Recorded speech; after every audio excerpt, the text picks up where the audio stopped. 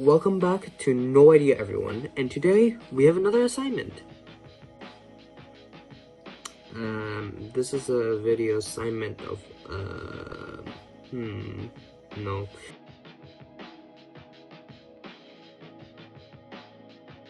Okay, so look, here's the plan. I'm going to give you all a review of an anime called Silent Voice, and you better enjoy it.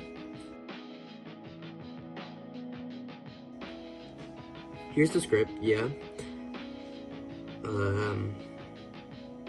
Okay, no, here's an honest review. I've watched it once, and let me tell you this. If you're queuing this up expecting a light, fluffy high school romance where everything works out perfectly, you need to hit the brakes and check your tissues. Because your tears are going to be flowing by the end of this anime. And honestly, this movie comes with an emotional density of a black hole. It's like the writers held a meeting and said, how much regret can we cram into 130 minutes? Let's find out. For those who need a refresher or a trigger warning, the story follows Shoya Ishida. In elementary school, he's a rowdy, mischievous kid who starts off as a genuine terror.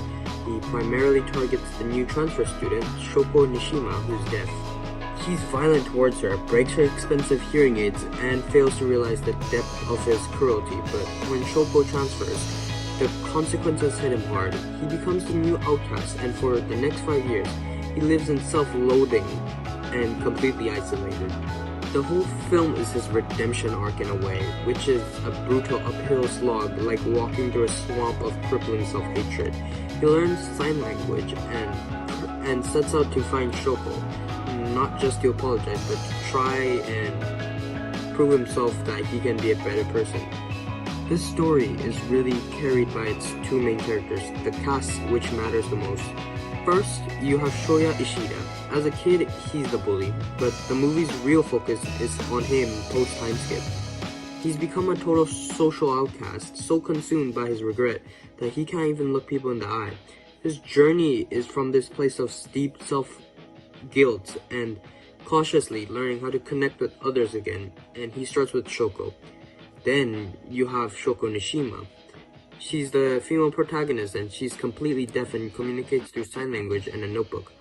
What's heartbreaking is that despite everything she goes through, she's incredibly forgiving and easygoing. Instead of blaming the people who hurt her, she cares deeply for others and blames herself. Her arc is about finding her own voice and learning that she's not a burden. The relationship between them is the core of the film. They meet in elementary school where he bullies her relentlessly.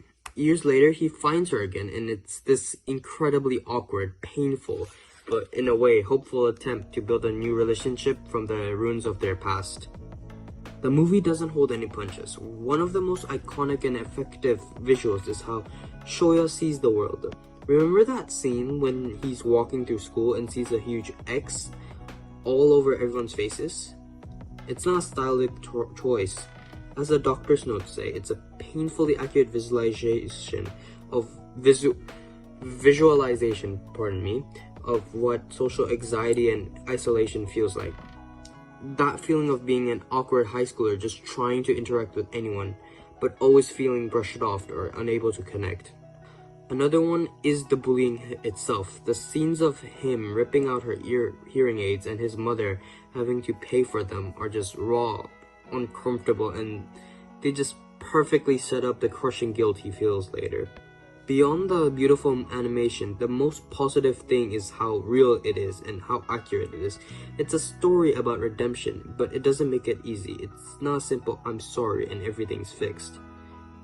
It shows that redemption is a long, painful, non-linear process. It shows that the healing from trauma takes a long time, and for both the victim and the perpetrator. It's a mature take on incredibly complex issues, and it handles them with a lot of care, which is unusual for these type of animes or, even movies. The movie itself is packed with messages. The biggest one is about communication. It's not just about Shoko's deafness. Everyone in this film is bad at communicating. They hide their feelings, they lie, they misunderstand each other, and they hurt each other. The movie argues that listening isn't just about hearing words, it's about paying attention, showing empathy, and trying to understand.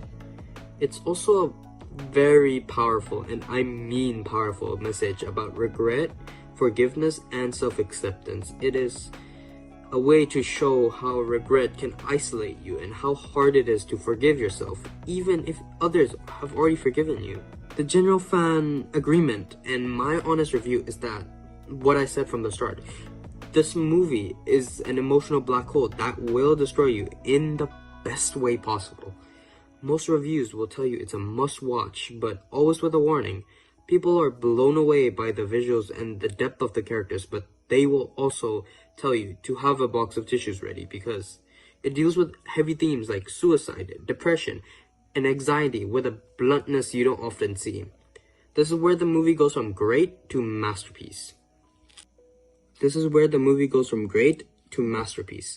It's animated by Kyoto Animation, and their work is just stunning. It's not noir, it's the exact opposite. It uses a soft, beautiful filter with a huge focus on light and water.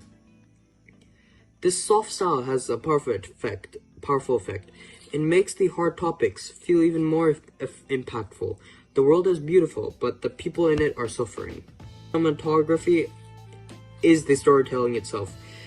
The X's I mentioned. This is a brilliant visual metaphor for isolation. When Shoya starts to connect with someone, the X falls away. It's a perfect visual for his mental state.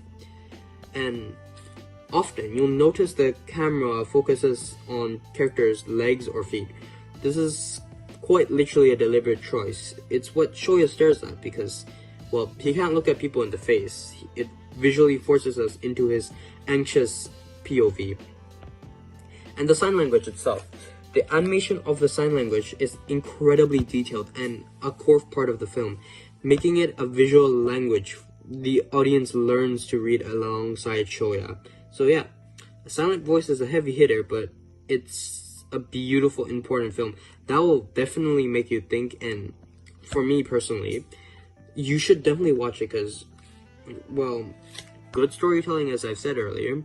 Good storytelling for inspiration for your own stories you can write, and that, well, it's a good entertainment to watch, and, well, you do need a bunch of tissues. Well, that's it. Thanks for watching. This is No Idea on YouTube. Bye.